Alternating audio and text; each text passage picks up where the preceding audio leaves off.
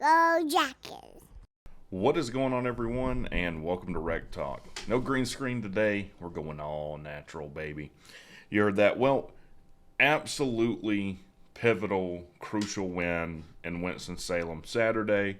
Had a lot of fun watching that game. If you haven't looked at it, Sea-Dog came over. We did a live party, streamed the whole game. It was a ton of fun.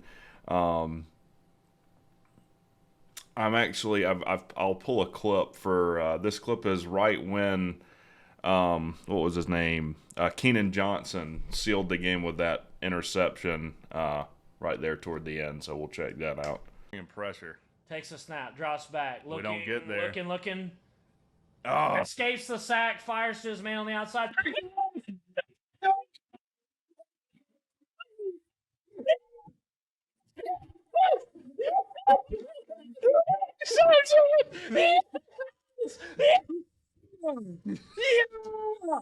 Let's go. yeah. That's how much we needed it, guys. We needed a hug. We needed an embrace. But Georgia Tech does win 30-16 over the Demon Deacons. So this, for me, was a game of just surprises out of nowhere. Number one, coming into this game, our defense, and particularly our linebacker and defensive line play, was just not very good. We weren't flowing well. Linebacker, we only had one sack coming into this game in 3. And I don't know what Key did in the postgame press conference. He did say it was the defensive line group that he had to have a come to Jesus meeting, and I don't know what he told them. I don't know what maybe Bible ritual they did, but by God, it worked. We come away with 8 sacks, 4 of those being Kyle Kennard, 5 turnovers. Now, last week we had only 3 tackles for loss against Ole Miss. This week, 10 tackles for loss. So 8 sacks, 5 turnovers, 10 tackles for loss. This defense absolutely got after it. And that was, for me, the story of the game, right? What is their quarterback's name? Griffiths. He just didn't have any time to throw. That pressure led to him throwing 3 interceptions, one crucial interception that sealed it at the end. And another thing is we weren't getting stood up on the defensive line. We were staying low, driving their offensive line back, making tackles in their backfield, getting pressure. It was great. And look, this is why I wasn't ready to wave the everything is over, fire everyone flag. Like, I saw someone on Twitter was like, well, I guess we owe Andrew Thacker an apology. I don't owe Andrew Thacker an apology. Here's the thing. 2 really good teams we played in Ole Miss and Louisville. They have a combined record of 7-1 right now. I mean, those are 2 good teams. Louisville looks kind of unstoppable. I know they haven't played. We'll find out when they play Notre Dame just how good they are. But Louisville looks really good. We lost to 2 really good teams. This week we catch Wake Forest that we match up much better with. Wake Forest really hadn't played anyone that was going to test them, and we found out probably on defense, especially on their defensive line, those stats were a little bit inflated. And look, we talked about it in the pregame. If you really want to shut down the way they do offense with handing the ball off, taking 3 or 4 seconds to hand the ball off and play fake, you got to operate in their backfield. And we were able to do that. We rose to the occasion. Jalen King actually had 2 interceptions off that defense. ACC Player of the Week this week. So congratulations to him. Defense just looked infinitely better. This week, it does appear Andre White was coming off of injury. He got in. He looked good, looked to flow well. Braylon Oliver looked good. And I actually watched Tantor's video. He put a video right after the game ended. And I agree with him. Andre White and Braylon Oliver need to start at linebacker. I 100% agree with that. Our defense is better, and then we can rotate in Tatum, and I think we need to shorten up those rotations. We shortened up the defensive line rotation. We were much better for it. I think we need Andre White and Braylon Oliver starting. We need to short up that rotation. Offensively, and this is another surprising thing. So, surprising thing number one, I didn't expect the defense to come out and absolutely ball out. Number two, they would play better. They would play more consistently throughout the game than our offense. So our offense looked really, really good in the first half. There were two just passes that you're like, oh my God, is Haynes King the man? One where I don't remember. It looked like they were in cover two. So like the corner and safety were crashing. That was the window you had to fit it in between those two guys to Luke Benson. And Haynes King just threw it right in a tight window, right to Luke Benson for like a 30-yard gain, right up the seam. Absolutely beautiful. And then he throws an absolute dime to Eric Singleton Jr. We're going to be talking, or we're going to be saying a lot about Haynes King to Eric Singleton Jr. this year. By the way, Haynes King is tied for first in passing touchdowns in the ACC with Tyler Van Dyke, and he's second, in passing yardage at 1,132 yards. I think the only one ahead of him is Drake May. I think he has like 1,187 yards. Haynes King has looked very, very good.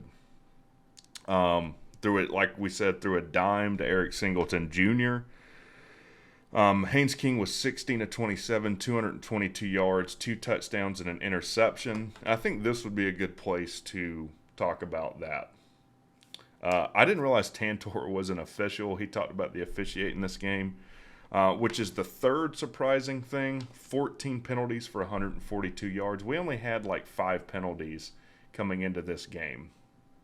And I think part of what that could be, one, I think we lit a fire up under people's asses and said, hey, we're late getting to our spots. We're not firing off the ball as quickly as we need to be.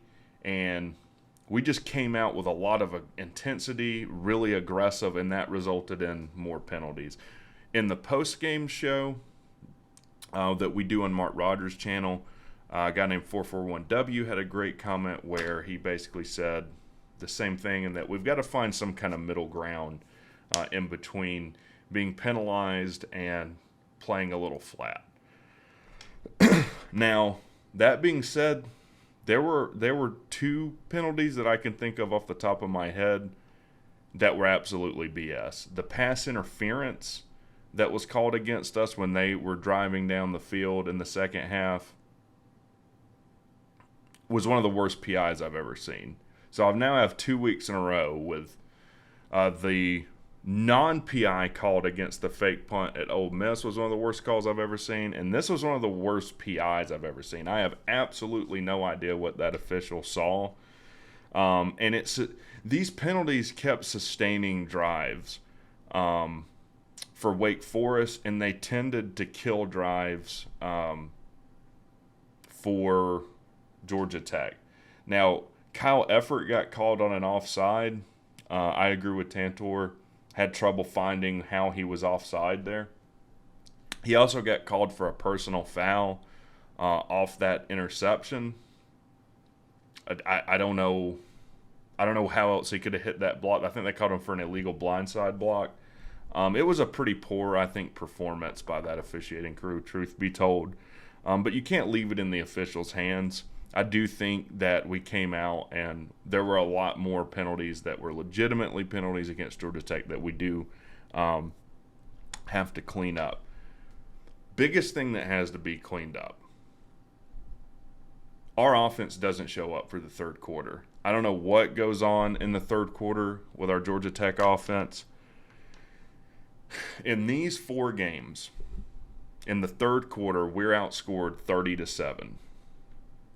Teams have outscored us 30-7. And now I'm not counting South Carolina State in this. just looking at Louisville, Ole Miss, Wake Forest, third quarter we get outscored 30-7. I guess you could say against quality opponents. That's got to change. We really allowed Wake to come back into this game. Look, this game was 20-3 at half. And I said, I think in the postgame show, my intuition tells me, and I haven't gone back and watched the game like with a more academic video making mindset. I feel like teams are playing a lot more zone coverage against us in the first halves, and then they adjust, and they're playing a lot more aggressively and playing a lot more man coverage in second halves of games, and we're not doing a very good job at winning man-on-man matchups. Now, if that is the case, we should be able to just throw it to Eric Singleton Jr. All day and over the top. But we've got to play a complete game on offense. So after recording, I realized I didn't talk about one major thing that I wanted to talk about, which, what kind of some negative things I took away, or some concerns I have after watching this game.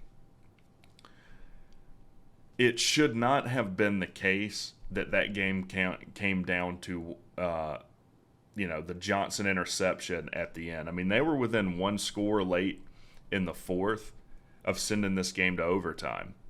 And with 5 turnovers, overcoming 5 turnovers. And I agree with what C-Dog said during the Watch Party live stream. Like, if that game goes to overtime, we probably get beat. We probably get beat if that game goes to overtime. And what is the reason for that? Well, this getting outscored 30-7 in third quarters. We have got to be able to put a team away. If our offense continues to roll throughout the second half of that game, the score probably ends up more like 42-10 or something like that. I mean, we blow them out if we can just be more consistent on offense, right? We got outgained yardage-wise. Like, we took a little bit of a step back offensively in this game. Really good first half, get outgained by Wake Forest pretty handedly in the second half. I'd have to look at the yardage in the second half. They had to outgain us by a good margin. And look, the stats on a team overcoming 5 turnovers, what was it, 3 interceptions and 2 fumbles lost, the percentage of teams that win those, it has to be well less than 1%. Dave Clawson mentioned this in his post-game press conference. So that they were ever in a position to tie that game up is concerning as well. If we're going to continue to roll through this season, get bowl eligible, stay on track now, we can't get ourselves in positions like that. Offense, and I don't know if it's conservative play calling. I don't know that I necessarily agree with that, but we probably do need to be more aggressive coming out. Haynes King and Eric Singleton Jr. got done dirty by the refs there. That was probably a pass interference on the interception that Haynes King threw, where they just grabbed and kind of pulled Eric Singleton Jr. out of position. I'll be honest with you, I guess coming into the Miami game, the second half of that game, I want to see the ball flying downfield. I don't know what position we'll be in. If I had to guess, if nothing changes and all else equal, that game ends up more like the Ole Miss Georgia Tech score, where they probably run away with it in the fourth. If you're going to change that narrative, offense has got to roll in the second half. So I just wanted to say that. Now, I will say Jamal Haynes, just absolute. Him and Cooley are definitely running backs 1 and 2. It looks like Dante Smith is hurt. I guess Dominique Blaylock is also hurt. Didn't see him in this game returning punts or catching any balls. Chase Lane, we already know, is hurt. But Jamal Haynes has 18 carries, 95 yards, and a touchdown. I'll say this, if we can have an offense that plays consistently for 4 quarters if we can clean up the penalties while maintaining the intensity, particularly on defense, getting to the quarterback. And I'm not saying 8 sacks, but can you get 4 sacks in a game? Can you get, a handful of hurries with it and 1 or 2 turnovers? If we can do that, this team could do some special things this year. This team could sneak up and win a Miami, Clemson, or Lord knows even a Georgia. If we can kind of get these things cleaned up and all in the same sock, I'm telling you right now, this team is going to surprise some people. I, for one, am excited about what Georgia Tech can do this year. And I guess the last thing, we started off with the screen again, out to the outside, or that little hitch pass, and I never saw us run it again. I've only seen us block that halfway decent once or twice this year. If we can't execute that, we've got to throw it out of our playbook. Offensively, the strength seems to be running the ball and throwing the ball downfield, honestly. I think what could get us rolling a little more in third quarters of games is really leaning into the legs of Haynes King, just not even running RPOs, just running read options off the end, just to give us a little bit of a boost coming out of the half. I don't know why we're coming out flat offensively in the half again. But like I said, if we can get kind of all these things clicking at the same time, no doubt we'll make a bowl. At that point, it's how much better than a bowl can we do. So I'll do some other videos throughout the week. Look, Bowling Green is not a very good team. The line on that game's 20.5. It's going to be a home game, 3:30 for Georgia Tech. The Miami game's going to be another night game, 8 p.m. But we'll talk a little bit more about that in videos that come throughout the week. Tell me what you thought of the game. What did you think of the defense? What did you think of the penalties? What did you think of the offense? I want to hear in the comments below. You guys have a great Monday. And if no one's told you, WreckTalk loves you. Have a good one.